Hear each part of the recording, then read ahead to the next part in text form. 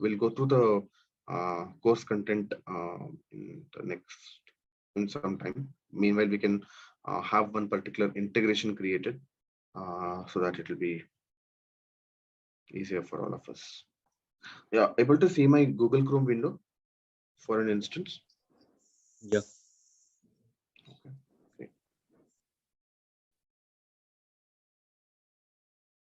Let me open my Oracle Integration Cloud instance.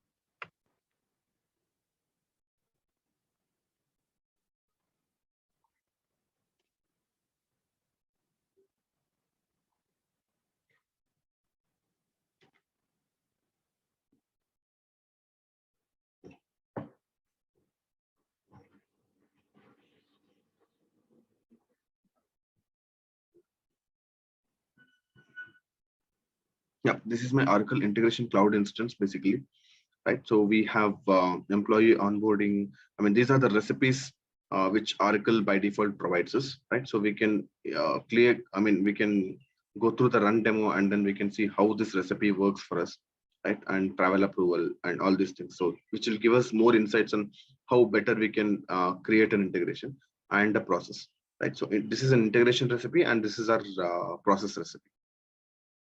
Okay. So meanwhile, what we'll do is, so just go to the connections. So let's do one thing. In our live demo, what we'll do is we'll create one particular integration, right? So which integrates between Oracle. Say for example, I have a file which is placed in our FTP server, right? And I'll read that particular file from the FTP server and then use it as a HDL loader to our Oracle Fusion HCM, right? So for example, I have my FTP here, right? And I'll have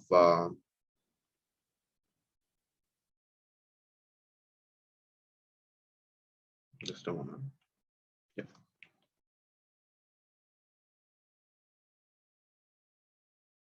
So I have my FTP and I have Oracle Integration Cloud and I have Oracle Fusion SaaS application, right? So what I'll do is I'll have a worker file, which is worker.dat file or zip file, so which has worker.dat file, which is a HDL file, right? To be read by ISE and then push it to this particular Fusion instance and then initiate a data load on that particular file. So is this fair? Or any doubts here on any of the things here? So we'll create an integration at Oracle Integration Cloud. We'll read the file from a FTP server, right, using a FTP adapter, right? And then we'll push that same file to Oracle Fusion SaaS and issue a data upload command so that it will go ahead and upload the data which is present there. Any doubts here on this? Or I'll just show the integration, how to create it. No. Am I audible, guys? Yes. Or did I lose? Yes, Ashwin. You can go ahead. Okay, good, great. Thank you.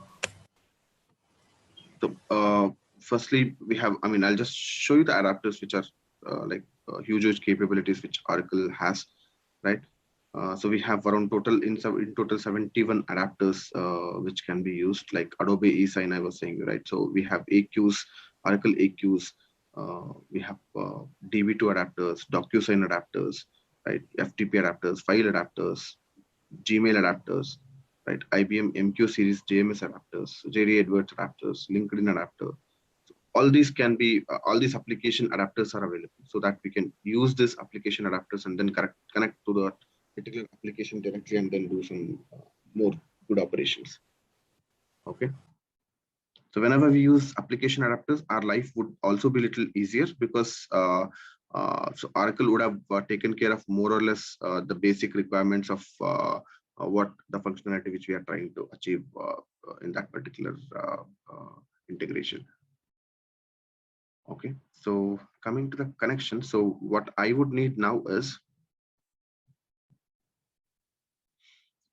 so I will create a, if I have to connect between FTP and my OIC, I would definitely need a FTP adapter, right?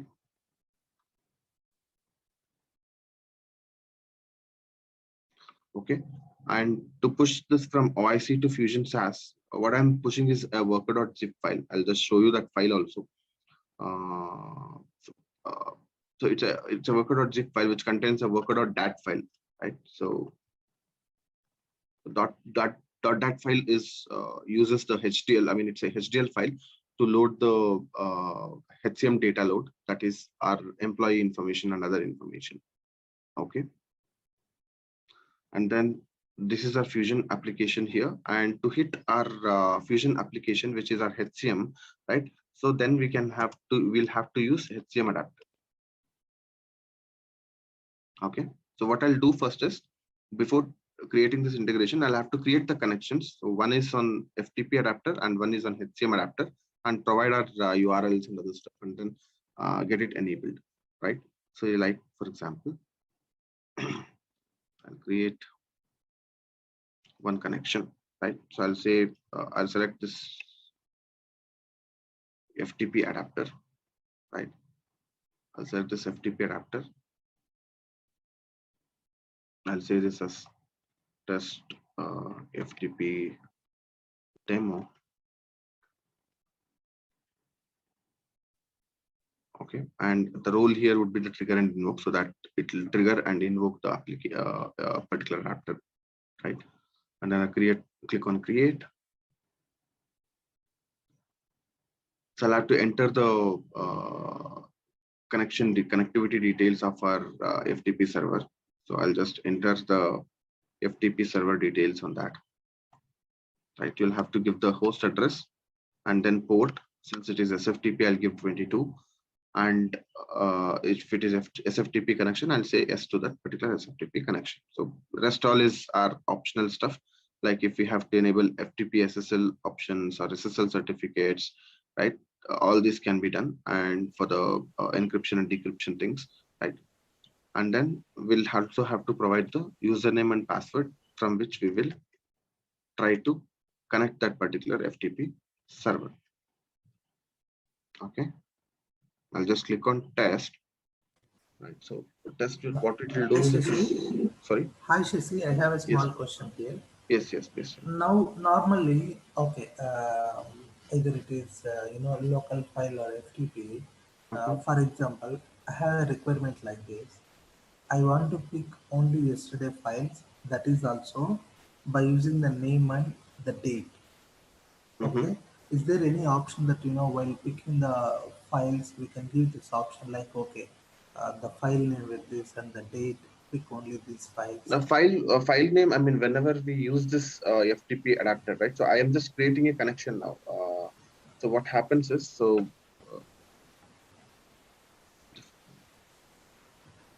yeah.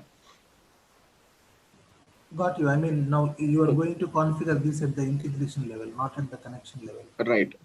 I'll just configure that at the integration level. This is at the connection level. So I'm just establishing a connection now. So this is Venki, right?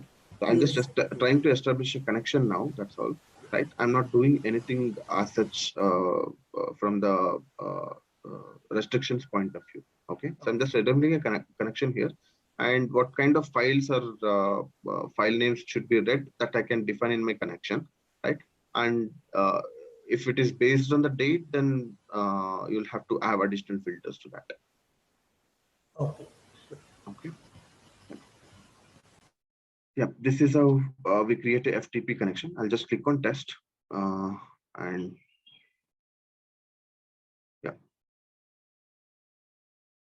So the connection was tested successfully. So if you have any issues connecting to this particular IP address and then with the user credentials, then it will show us here, and then we'll have to resolve that first, right? And then I'll save this particular connection. Okay.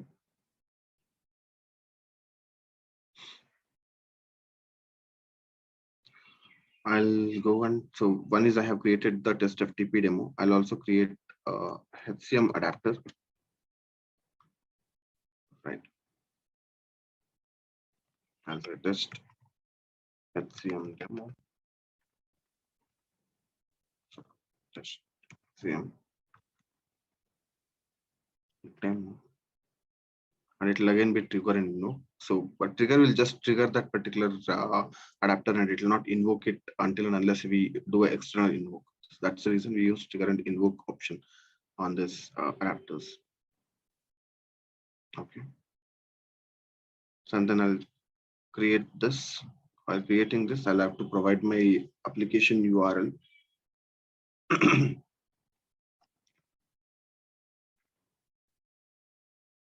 So this is my application URL. And then I'll provide the credentials. So from the HCM, if a person has to load a HDL file, right? So there are certain roles which has to be enabled to that particular user, like human capital management integration specialist is a role which has to be given to this particular user so that he'll be able to do the integrations. Okay. So otherwise, we'll not be able to do the integrations properly. I have the user details. Just a moment.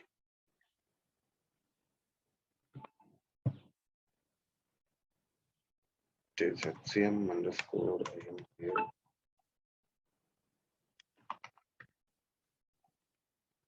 Okay. I'll just click on test.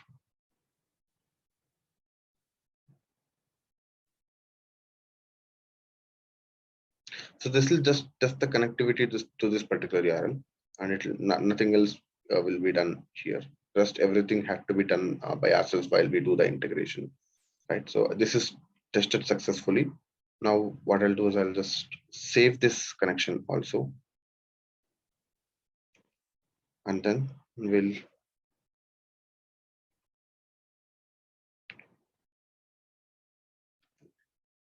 go back to our integrations.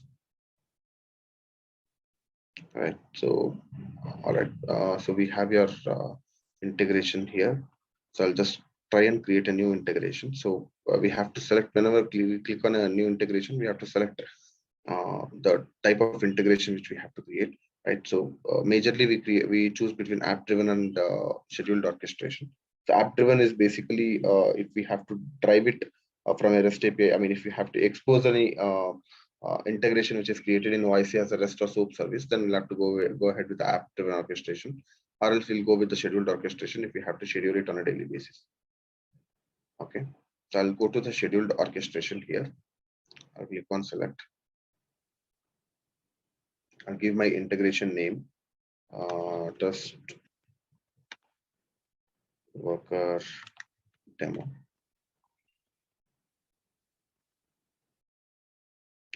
Right, and then I'll click on create.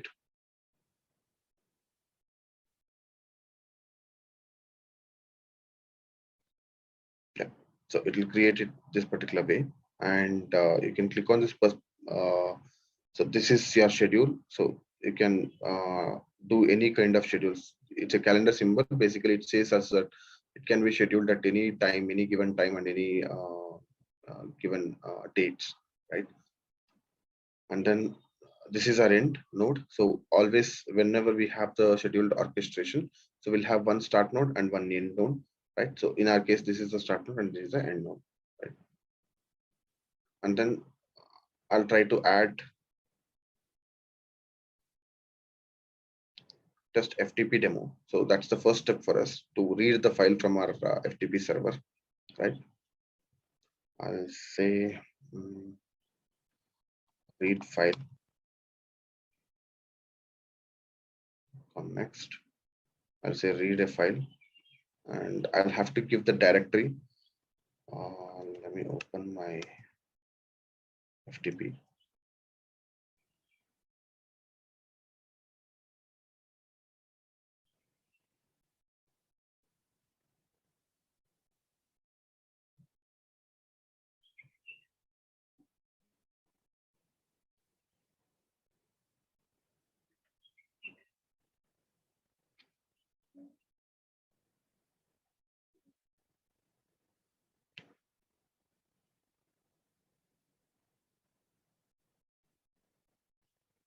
I'll log into my WinSCP.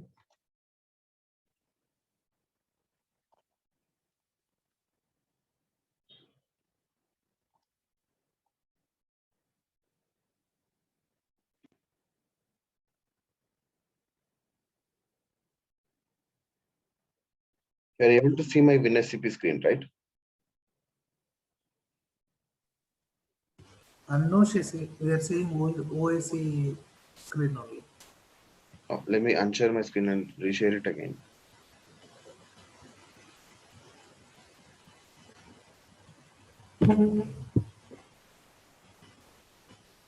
How about now?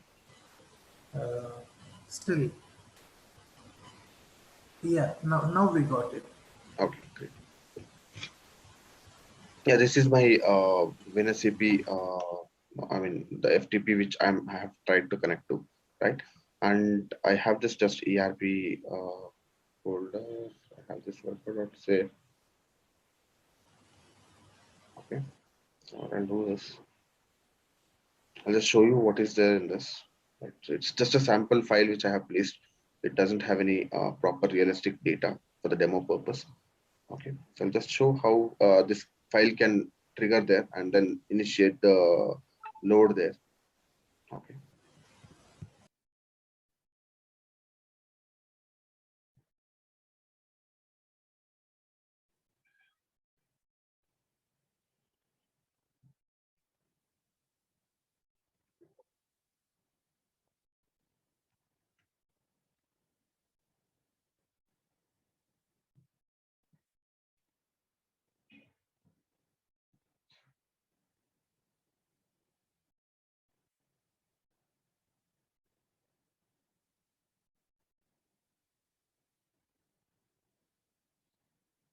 Yeah, this is a worker.dat file. You're able to see the notepad plus plus which got opened. No. Yeah. Okay. Yeah. This is a dat file which has this HDL of assignment data to be updated, right? So this is some sample data, right? So it doesn't have any meaning actually. So we'll just see whether we are able to hit this particular file to our Oracle Fusion. So whatever comes as part of this file as a HDL, like say for example, we can create an employee using this HDL, right? So all these details will be there in this file, and then when we hit this to Fusion, and it will get loaded there, and it will create a employee there. Okay. So this is my folder. I'll have to give the folder name or the directory name here, right? So I will give the directory name, and here I have to specify the file name, right? So I can do star as well. It will read all the files, or I can do workers star so that it will pick all the worker and append it with the date or timestamp file names, right? So in my case, I know the exact file name. So what I'll do is I'll just give for now, for the time being, I'll just give the file name directly.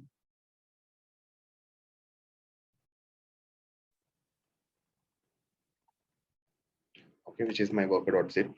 Okay, I'll click on next. And do I have to specify the contents and the structure of the file? I don't have to, right? I will click on no. If we need any sample CSV files to be loaded and we have to specify the structure, then we can give it, right? Shashi, sorry for interruption. Mhm.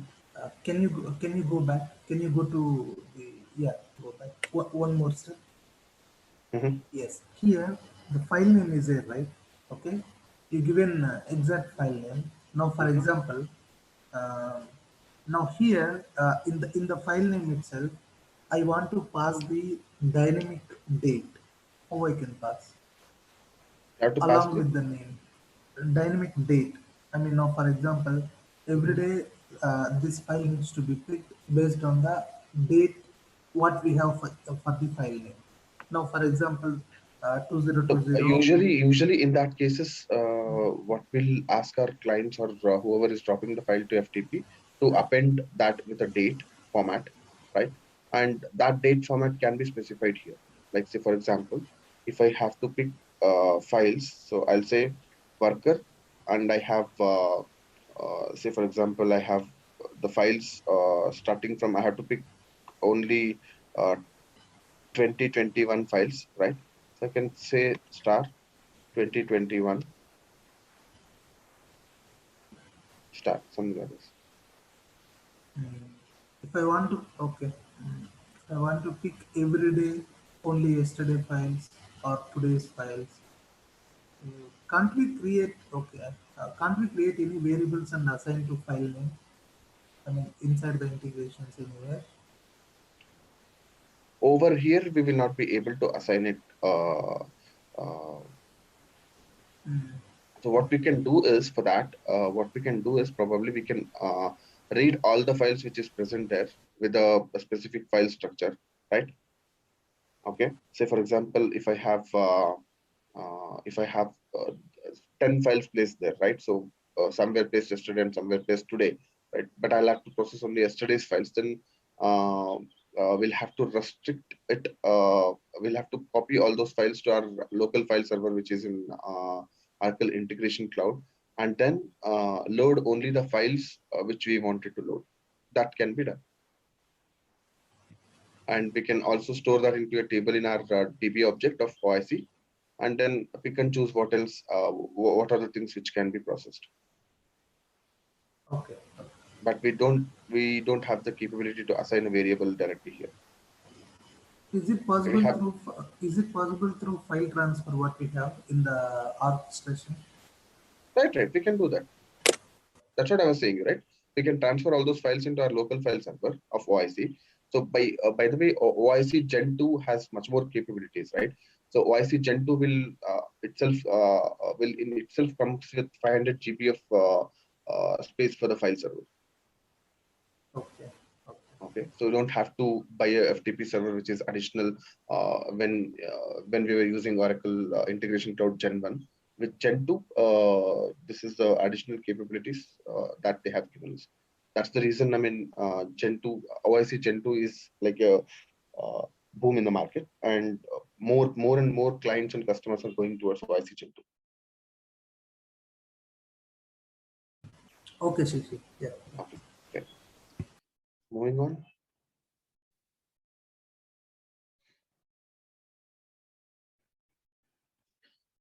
I'll just create this particular connection.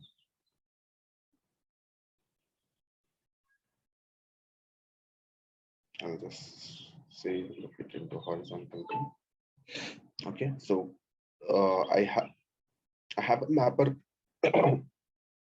Whenever I create a connection, so I'll usually get a mapper associated with that. So since this is a basic mapper, we don't have to do any changes here, right?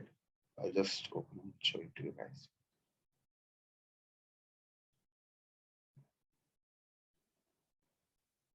Right, so it started with a schedule. So schedule this the start time of the schedule, right? That's the reason we don't have to do any mappings in this particular integration and runtime details. Okay, so this is a start mapper from the schedule point of view. Now that we have read the file from FTP, so now the next step to us is so we have completed this part, right? Uh, Now next part is we have to push the file from OIC to Fusion SAS and then hit a trigger and load on that particular application, right? So for that, we have already created a HCM connection. So I'll use that same connection, which is our test HCM demo, right? I'll use that particular connection and I'll say worker import.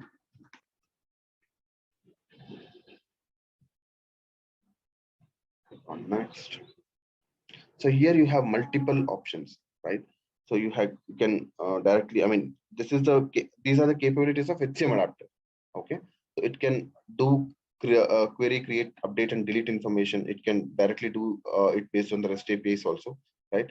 And you can also subscribe to the updates using the Atom feed. So this is a new feature of Oracle Fusion HCM, wherein you can register to certain REST APIs, REST endpoints, so that you can do a real-time integration. So what happens is we can create a app-driven orchestration and then register to this particular atom feed, so that whenever say for example I have a new worker created, I have to immediately migrate that particular worker to third-party system. Then we can register to this particular atom feed of endpoint of the worker creation, and then that will initiate, or that will trigger this particular integration whenever there is a new worker created. So that's the basic usage of atom feed. So what we call as business events which gets triggered, right, in Oracle EBS. So it's similar to that. Okay. And then we have import bulk data using HCM data loader. This is the HDL which we are talking about, which will have two-step process. One is to push the file into Oracle UCM, which is Universal Content Management. So Oracle Fusion always comes with a UCM server, right? So which has bare minimal capability of placing a file there and then initiating a import and load operation on that. Okay.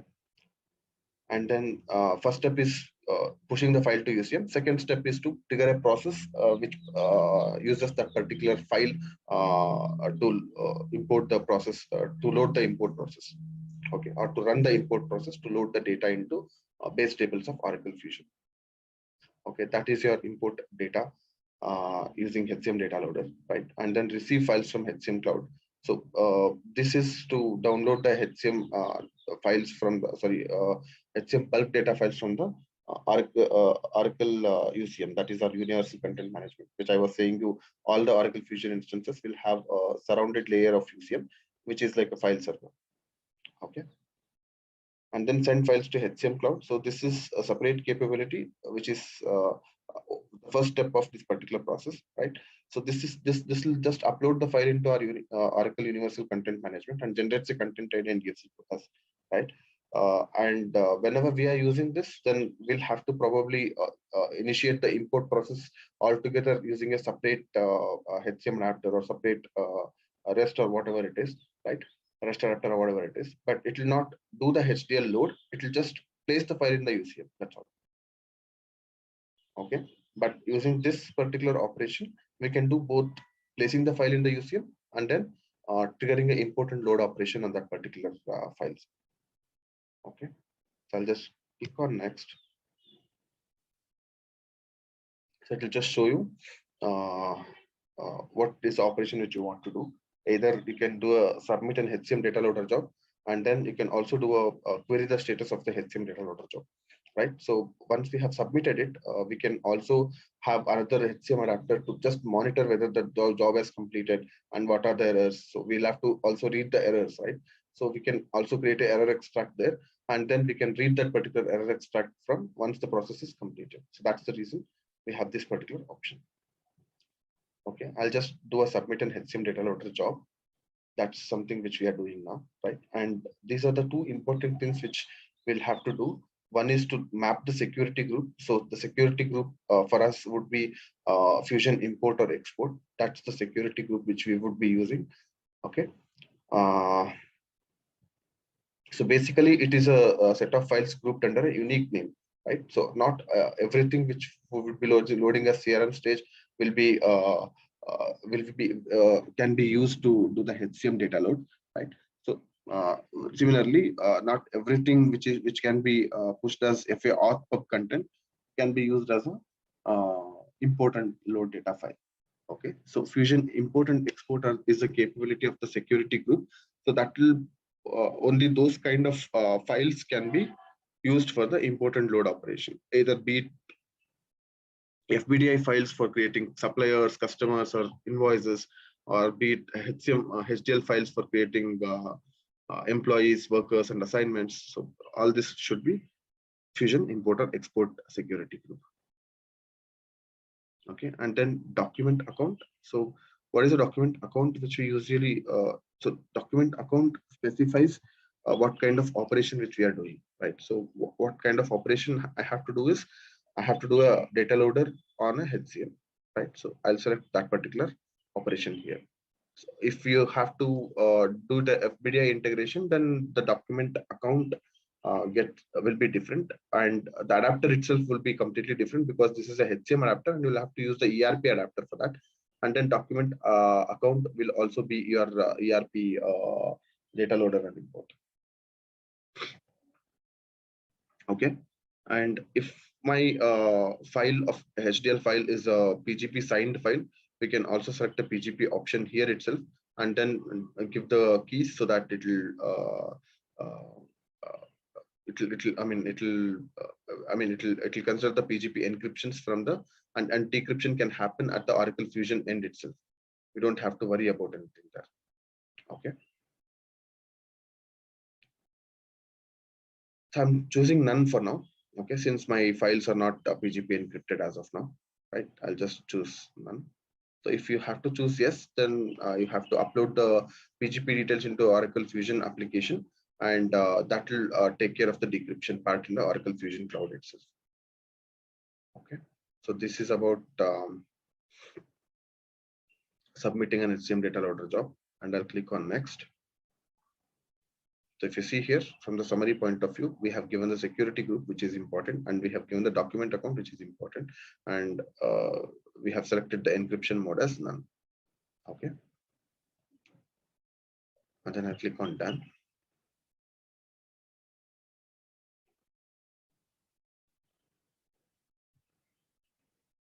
Okay, so this is my integration basically. So once we have added this connection here in our integration, then we have to work on this mapper. Now we have to map the file which we have received from FTP. The correct file, the same file has to be sent to worker import as well. Okay, so that mapper will have to perform here. Okay, so if I open the mapper functionality, so it will just show you in the left hand side is my response of the FTP, and the right hand side is my target. This is the source and this is the target. Okay, from the source I'll choose response, because the request is just a request which will be sent to FTP. We will not get any file there, right? We will get the file only in the response section. So I'll map the response section. So basically we will need 2-3 things here which has to be mandatorily mapped, right? I'll just map those things so that it will pick the correct file. Okay, one is the file reference, right? So you have to just drag and drop that to this particular field here so that it will get mapped here. Okay, so this is my file reference, and then I'll also give the file name. The directory doesn't matter because we don't use any directory structure in the Fusion HCM, right? So even file type, creation type, size, checksum, all these things are not mandatorily required for us. Okay, because these need not be same as the FTP. Okay, so yeah, one question might arise. This shows asterisk mark, and why should it not be mandatory? So it will take default values here, right? But file name and file reference are something which has to come from the FTP. Otherwise, it will not take the correct file name, right? It will take the default things again here. But file type, directory, modified time, creation time, all these things can be default. I mean, we don't have to worry about it. Okay, so I'll just click on validate. So this is a major important part whenever we create a connection. The mapper functionalities are the ones which takes care of most of the custom things. And in the mapper functionality, we have multiple options like we can do conversions, operations, additions, deletions, all these operations here, right? So it has huge set of functions which can be done, right? And then we also have the custom lookups which can be used, so that if we have to decode something and then used, right? So all these are like newer capabilities of Oracle Integration Cloud. Okay, so I'll just click on validate, and mapping is validated, and then I'll quickly close. Any doubts on this particular thing? Maybe you can stop me, guys, whenever you have any doubts, or if you are feeling I'm going a little faster also, you can ask me to stop and repeat it once again. Hello. Yeah, Shashi. I mean, it's okay. I mean, the mapper creating the connections, okay. But for me, I don't know what is HTML also, HCM also. Mhm. So it's okay. I mean, Okay, okay. So basically, that all will be covered in detail. So HCM is again instance, right? HCM is human capital management. Okay. So ERP is your enterprise resource planning. So HCM is a separate pod, and ERP is a separate pod, right? And the licensing of them would also be separate, right? So HCM will have only employee management system, and ERP will have your SCM and financial management system. so mostly uh, the the HRM, I course. mean, it is like a module, right, in EBS. So you have something called as HRMS module in EBS, right? So which is nothing but your Oracle Fusion HCM. Okay. So So because most of since the HCM was launched way Mhm. before, I'm sorry, I'll just finish this Yeah. point. Since HCM was launched, I mean, it was one of the first applications which Fusion was launched, because that's something which has limited functionalities, right? In terms of uh, applications as well. It's limited, right, compared to SCM and finance. So you have huge number of tables, you have huge number of applications, you have huge number of processes to be taken care of. That's the reason Oracle has launched Fusion HCM, which is human capital management, which is the same as the HRMS, global HRMS, which is present in EBS, right? Whose functionality is way too limited compared to SCM or finance. That's the reason they first stabilized HCM, Fusion HCM, and then launched it, right? And then stabilized it. And then they went ahead and released the ERP, which has wider versions of SCM, Fusion, financials, everything, and like Oracle PPM, that is project portfolio management. And they had also launched CRM, Oracle customer relationship management. So all these are like separate modules which they have launched. That's all. Is it clear now? Yeah, I mean, the our course, most of the times we are going to use the HCM or ERP Right, right. connectors.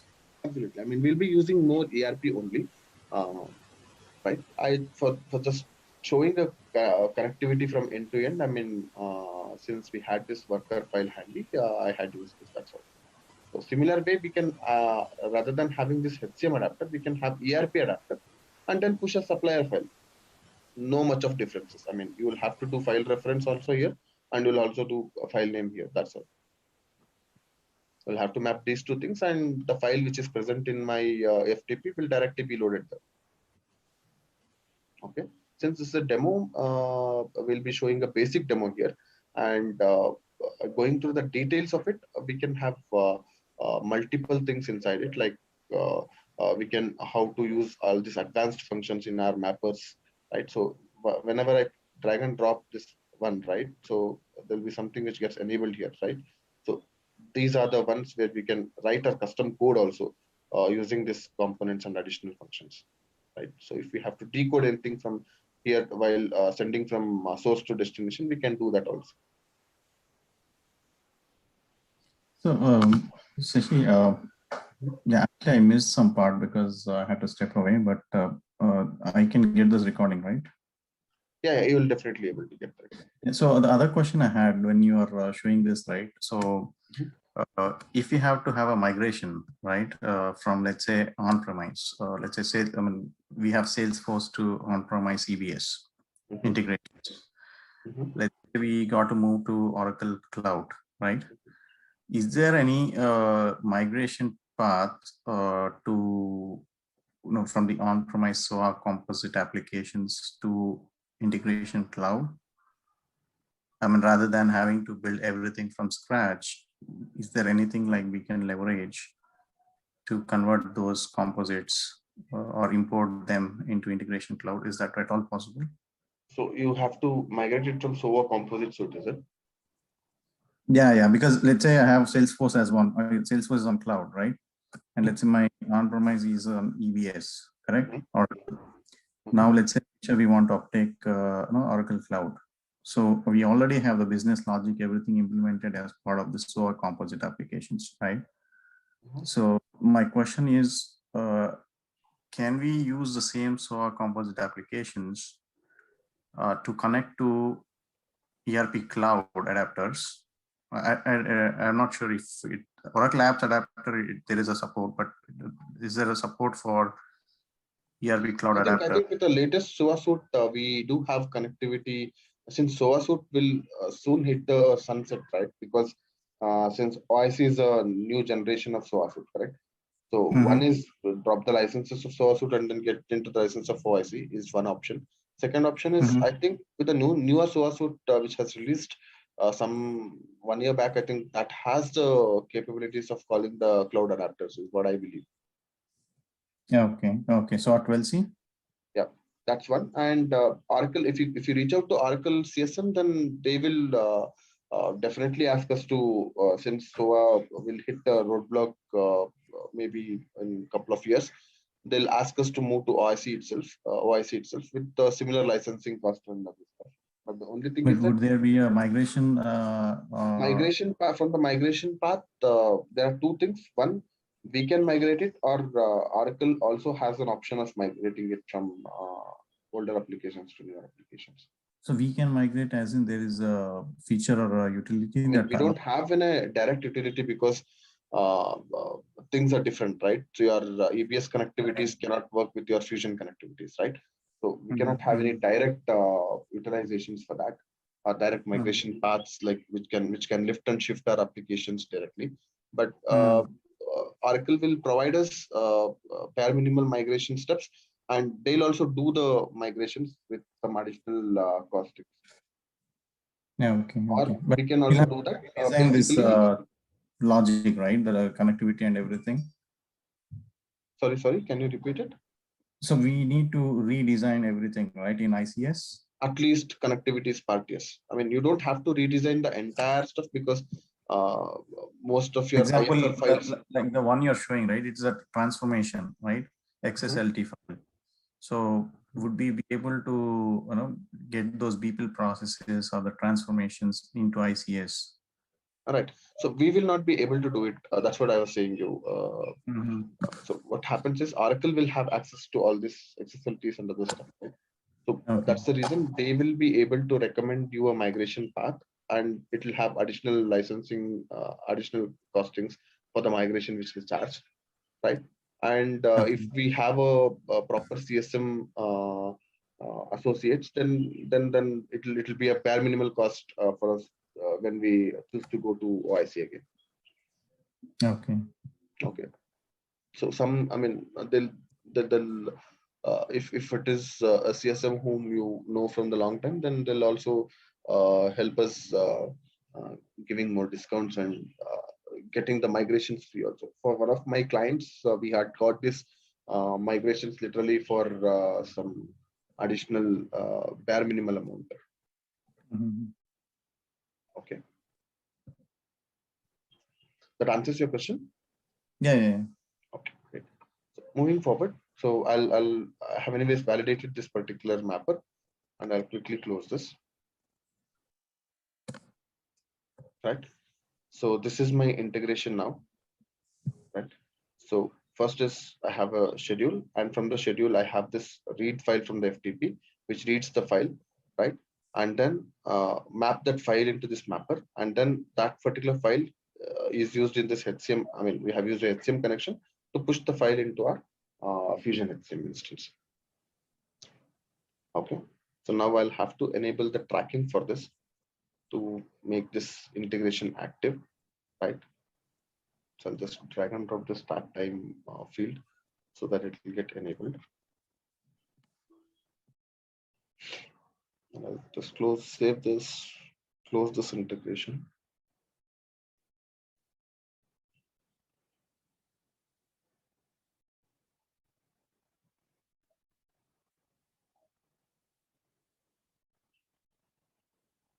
And then I'll click on.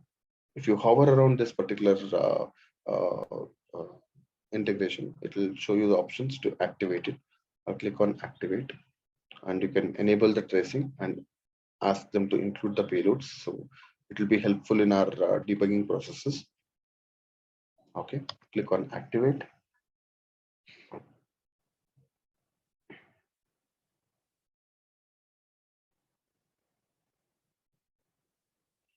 Okay, so this is activated now. Right. So once this is activated, again, if I hover here, it will show an option to run that particular integration. Right. I'll just click on submit now, and I'll do an ad hoc request and just click on submit. So it will just show me a confirmation with the instance ID of that particular run. Right. I can click on this hyperlink itself, or I can go to the monitoring here and then check on the integrations. Right, and I can click on this particular one. So it will just show me, says it is succeeded. Let me just check what has happened here. So these are the, I mean, if you do include payloads, this is the advantage of it. Okay.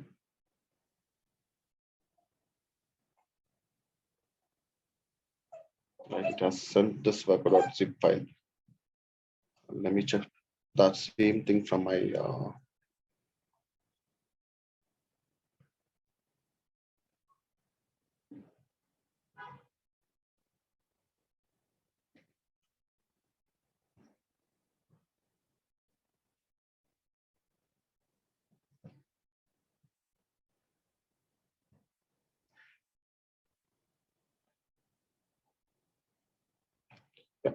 this is where we upload the files using manual processes. So we'll just see whether that particular file has hit here or not.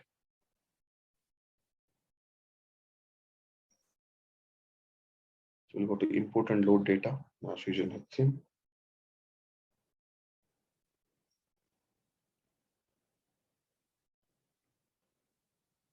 Yeah, and if you see here, there's a file which got hit now, right, with this UCM ID.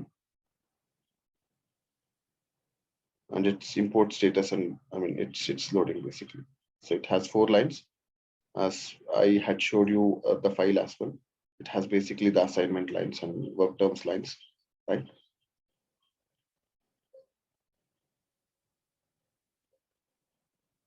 But since it is failed because it's not a proper format of the file. Okay. So this is how we can do an end-to-end integration. So now what we have done is we had picked a file which is present in this FTP server, right? And we had pushed that file directly to our Oracle Fusion application here using a data loader capability, and that file got loaded here. Okay. So this is how we do an end-to-end integration from the Oracle Integration Cloud. So any doubts on any points of this integration can let me know. I mean, no. So this is how we track it also. And these are the messages. And I mean, if we enable the payloads along with the message tracking, so it will just show us all the details as well. Right. So this is like message received by invoke read file. Right. So this is the response. And there's a data mapping which has been done, and this is the import and load data which has performed, right? And we can see here that it has pushed this particular worker.zip file, and this is a base64 encoded format of the file, right, which has pushed. And this is a file name.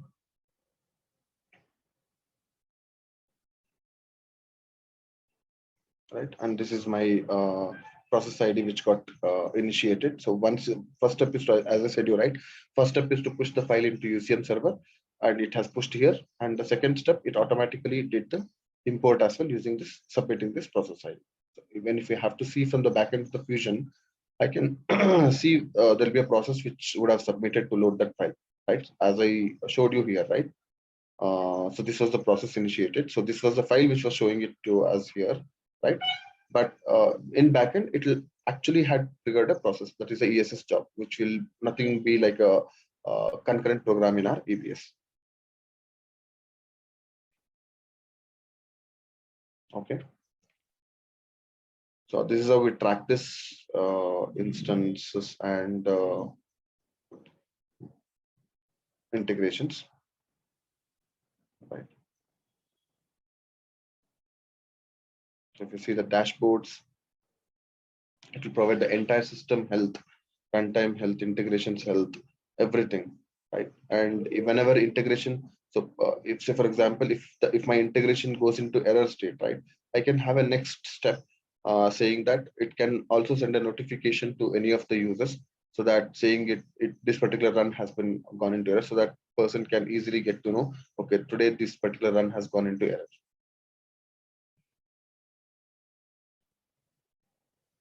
Okay. I have a question. Can we delete the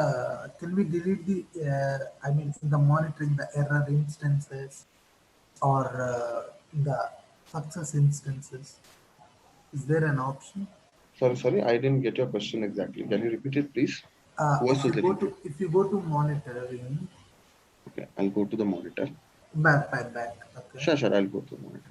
monitoring Mhm, integrations. Okay, now for example, if you mhm. go to integrations, okay, here uh, we have the instances here.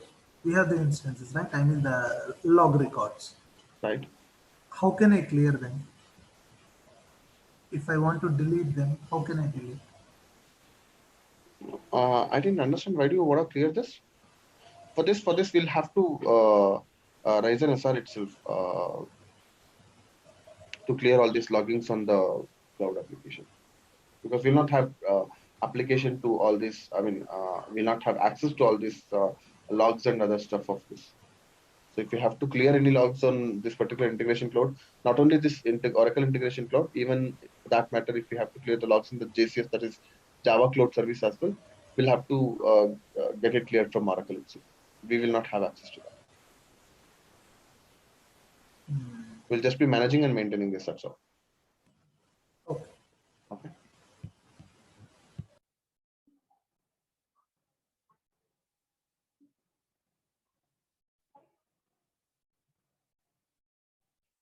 Any other questions? Or That's it from my side. Maybe when we start, from scratch, our not demo, our normal classes. mhm. I mean, we may come up with many questions. Right, Lily. Venki, Yeah. you're from. More, Sorry. yeah, I have one more question in the, if you can cover the curriculum, right? Yes, Ashwin. I'll quickly cover the curriculum. Classes. Sure, Yeah, yeah. I'll How do many that. classes or you take for ICS, and does it have to be a weekday? If it is a weekend batch, how will you cover? So this particular batch is a weekday batch, actually. Okay. Mm-hmm. So it is like 7 to 8:30 in the morning, 1.5 hour session every day, and Mm-hmm. it will have. I mean, we will cover at least 50 hours of. I mean, 50 hours of sessions, so close to around 33 to 35 classes. So if we have a weekend batch, then it will be in a different mode. We will have uh, 3 to 4 hours of session per day. Like Saturday we'll have 3 hours, and Sunday we'll have 3 hours. So 6 hours to 8 hours of session.